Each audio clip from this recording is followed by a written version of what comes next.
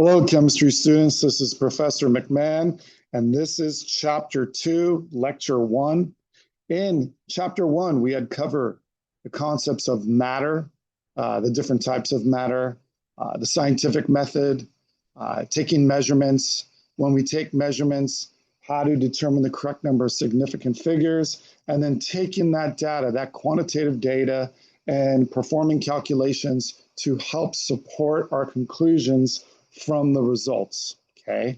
So in Chapter 2, now we're going to focus on the simplest type of matter, pure substances, but elements. And remember, the atom is the singular of an element. So this is a good lecture to grab your periodic tables and refer to.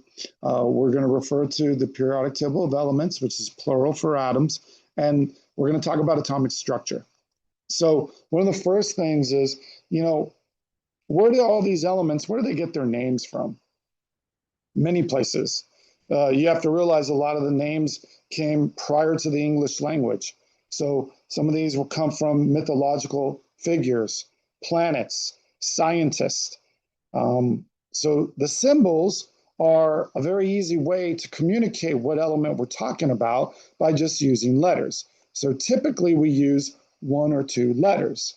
If it's one letter, it's typically the first letter capitalized. If it's two letters, it's the first letter capitalized and then a second or third letter lowercase. So here are a couple of examples. So you have carbon. So the first, it's a single letter, right? The symbol, it's capital C. Well, now that that's been used, when I go to cobalt, I can't just leave it as capital C.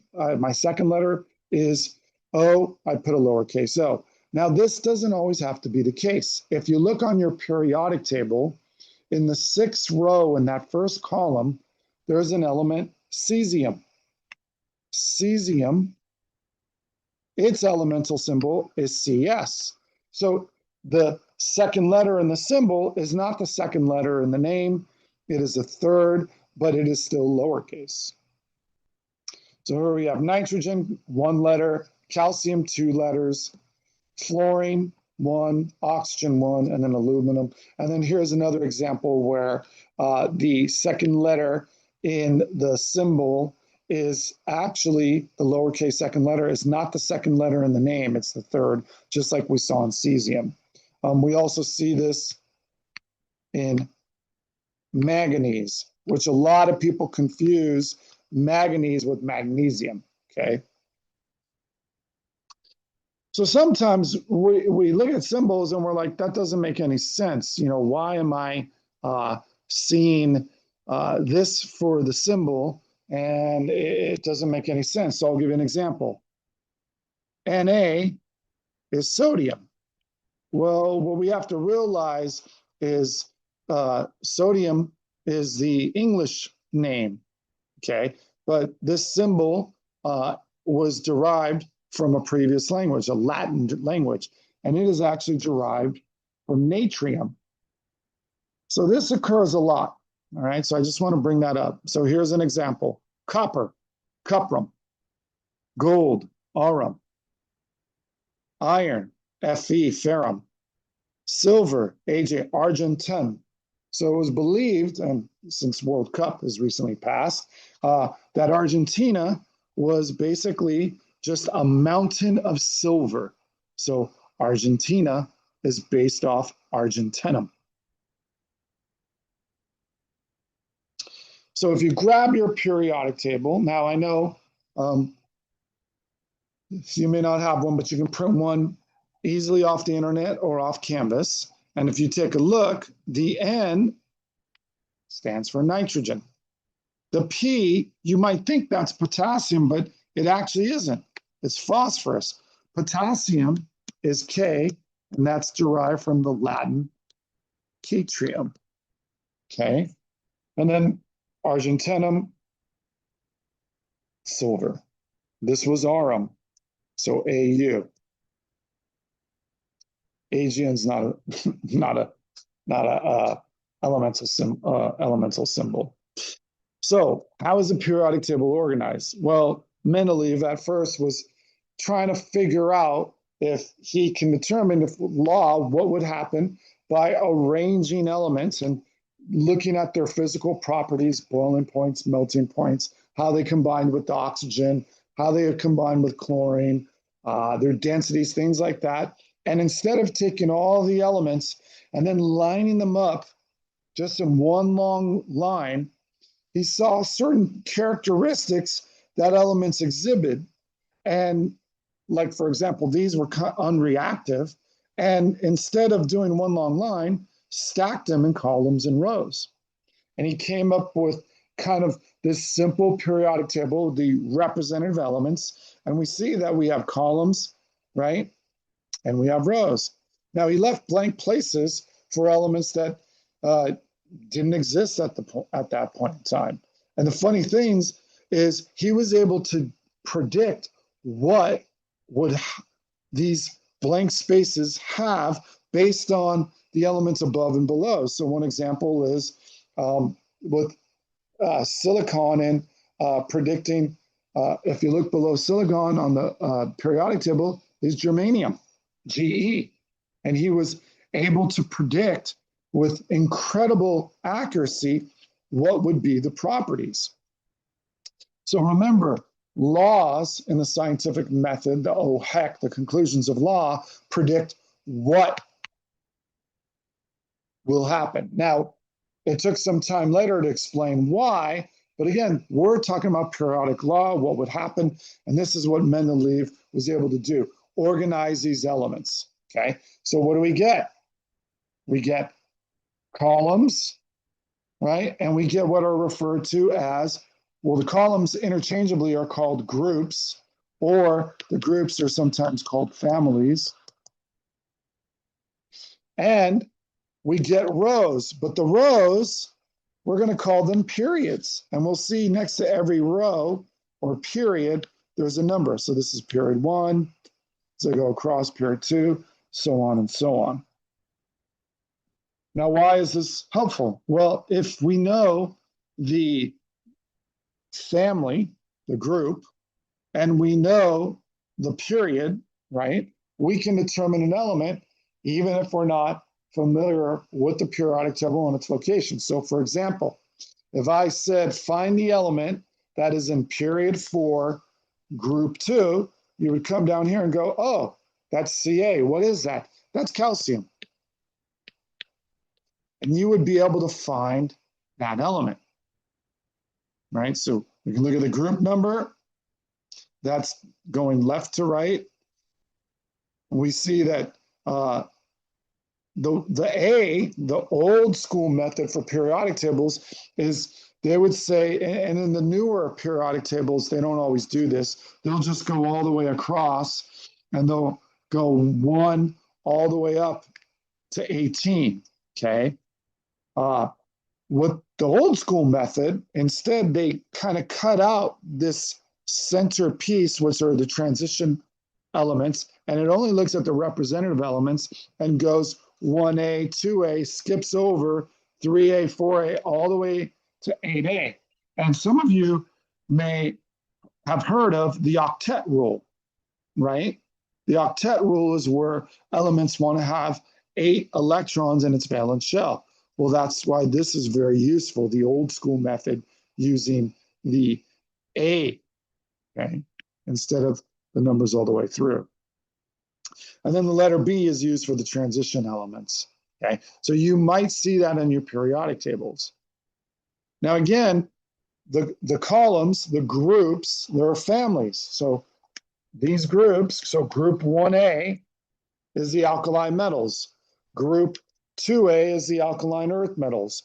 Group 8A, I'm skipping 18. So the reason why I'm not saying 18 is we see in the transition metals, there's 10 spaces, okay? So 10 plus the 8 from the representative elements, right? Because 1, 2, 3, 4, 5, 6, 7, 8 is the 18. But I'm using the 8A. 8A is the noble gases. These are typically unreactive. We'll see later that some of the heavier noble gases can actually expand their octets, but for now, they used to be called the inert gases, unreactive, but we call them the noble gases. Everyone's trying to be similar to the noble gases. And then the group right next to them, the family, is the halogens. Halogens are extremely reactive, just like your alkali metals and your alkaline earth metals.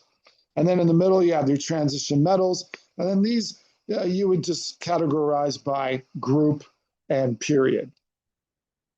So now what I'd like you to do is get a periodic table and find the element symbol Br, which stands for bromine. And if the group, tell me whether it's a 2A, 3A, 4A. If it has a name, provide a name. So we can go ahead and do that. Go ahead and pause, write this down. And now I'll just go through it. So bromine, if you see, it's in group 7A, which we just discussed as halogens.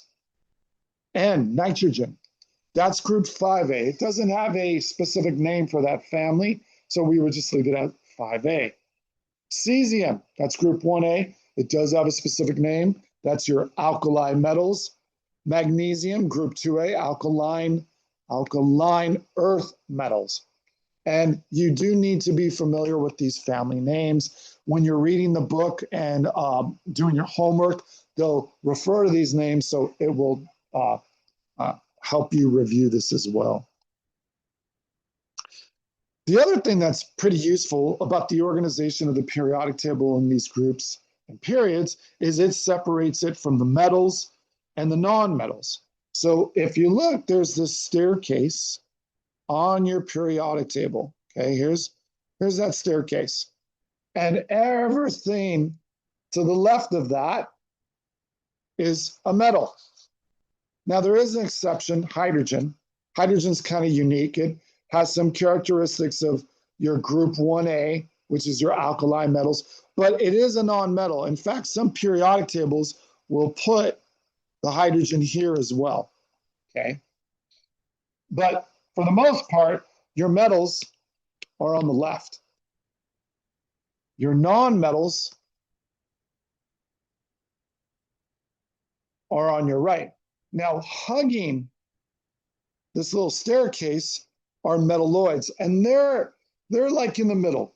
They have some characteristics like a metal, they have some characteristics as a non-metal.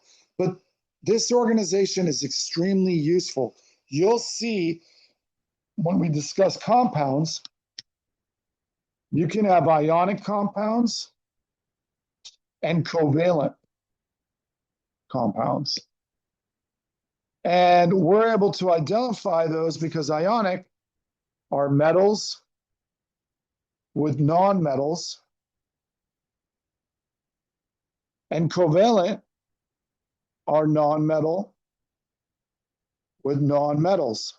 So an example, if I said to you, sodium chloride, you would know that automatically, you don't need to know much about it, but you would know that sodium chloride is ionic. And the reason, sodium is a metal, and if I erase this, chloride is a non-metal, right? Here's another example. Magnesium oxide. Magnesium, right? Oxide. Metal, non-metal, it's ionic. Covalent, right? So what's a classic example of a covalent? Water, H2O. Now, again, hydrogen's a non-metal, so is oxygen. So there's an example, okay? Dinitrogen tetroxide, non-metal, non-metal, that's covalent. So knowing that all the metals are on the left, the non-metals are on the right, is a huge advantage.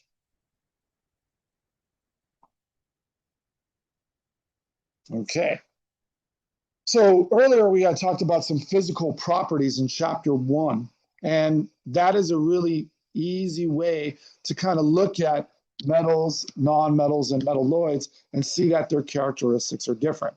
So metals, they're shiny, they're malleable. That means I could hammer them into shapes like a spear, They're ductile. I can draw them out into long wires. Why would I want to draw it out to a long wire? Well, it's a good conductor of electricity. They also conduct heat. That's why I use them in pans to cook food.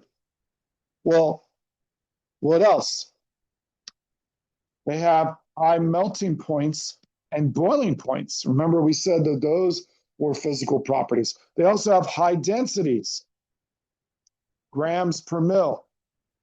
They're very closely compact. Now, if you know a substance melting point, boiling point, and density, that helps you narrow it down quite a bit to all the possibilities. Okay, so now if we go to non-metals like sulfur, because that's on the right side of the periodic table if you look at it. They're not shiny, they're dull. That's, you know, and going back to metals, they're solids. For the most part, the only exception is mercury. Why? Because they have a high melting point. So at room temperature, they're a solid, right?